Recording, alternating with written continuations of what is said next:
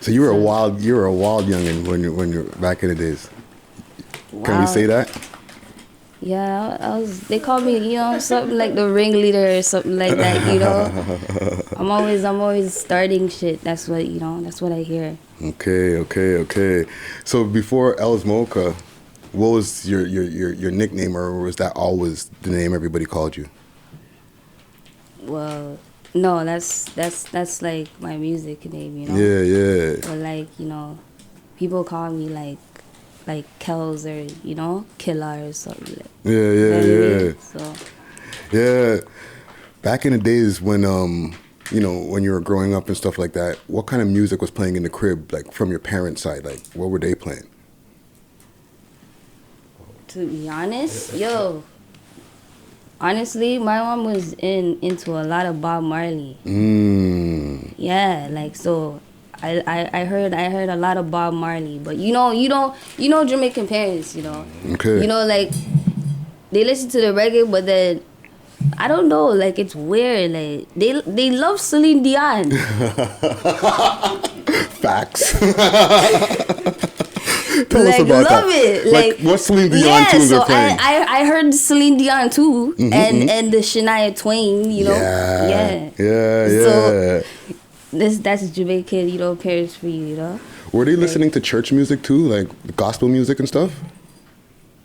Because I know a lot of like Jamaican parents, West Indian parents, we could be super religious. You know what I'm saying? Start hearing like on a Sunday morning. You know what I'm saying? You know them one day.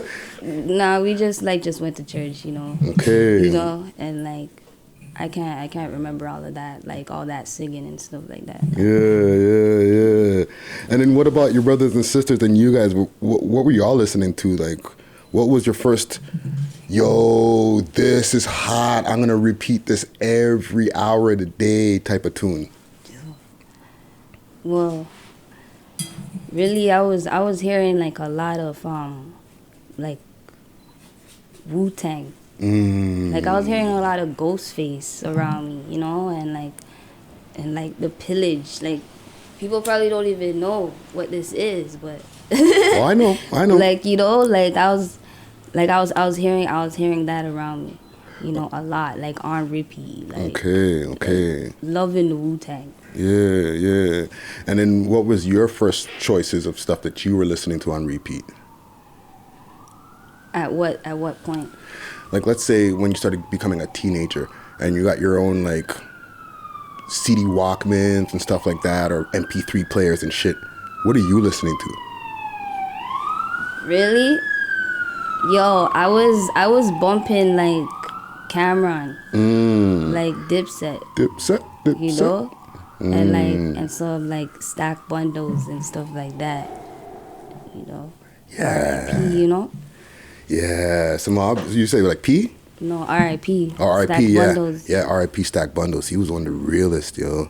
Yeah, he was sick. I could actually hear in your style, like now that you start like describing the different things that you're listening to when you talk about the Wu-Tang and like the stack bundles, because you have a very aggressive style when you rap. With a dope back, freaking shit down. Black mask, milk, get moving things out. Nobody ever know you till your paper get loud. You know what I mean? Like, what's your usual approach when you get to making a song? Are you writing bars first, or are you hearing the beats and then writing bars? I would say it's a mixture. Like, I could hear a beat, but then I can't, like, I have to take in the beat. Yeah. Like, I have to, like, really get intimate with the beat. Yeah. I gotta feel the beat, for me to actually, like, make a whole song like that. Yeah. But, I could, like, most of the time, like, I just have an idea in my head, and I just have, like, some kind of feeling or energy. And I just run in, I go put on a beat, and I start, I start off like freestyling it out loud, like rapping it out loud, and then like I would like write it down, Okay. or just spit it directly on the like record it. Yeah. And I see like you've been putting out music for a while now, and you put out a lot of stuff under like, I guess, your own label, or or like your own team, right? Yes, Puros. Puros, right? Yeah. So tell us about that team and how that come together. Well, this is me. This is what I made up. You know what I'm saying? This is my team. Yeah. And really, it's just my shit. Okay. You know what I'm saying? Like, you know, like, I did the track Fuckboy, I did the video for Fuckboy, and like, you know, Nino. Yeah, right? shout out Nino Louis. Yeah, he did my video for Fuckboy. Yeah. And yeah, you know, it came out sick. Everything was good. You know, and basically, he must have did music videos for like some BFR. He did the Demiana video and a bunch of different things. Yeah. Yeah. So I guess like through that is how. But it's good that you got your own team and you're pushing your own thing. You know what I'm saying? Even with that, like as a woman doing your own thing, do you feel pushback sometimes? And like, what does that look like if you do? Well, pushback by like what? Because there's such a male-dominated industry. You know what I'm saying? So for like every 20 guys who I interview one woman. Right. You know what I'm saying? Right. So it's definitely not as easy for women to get into this rap industry, all right? No. So what do you think some of the difficulties are when it comes to women getting into the game? I would say like, you know, like the industry, like actually I'm going to speak on like a grander scale. Okay. Just like society, okay? In general, have their perception about females and how females should look and how females should talk and how, you know, females, etc. Right? Yeah. So that perception, it carries on into the industry and they believe the same thing. Right. So it's like when you come different and come with your own style, like it's awkward for them. You know, it's like what's going on. You know? But it just takes time for them to, you know, see what's really popping. Yeah. You know, just now. Do you ever get that pushback like, hey, you should like try to sex it up, do more the Cardi B thing and stuff like that?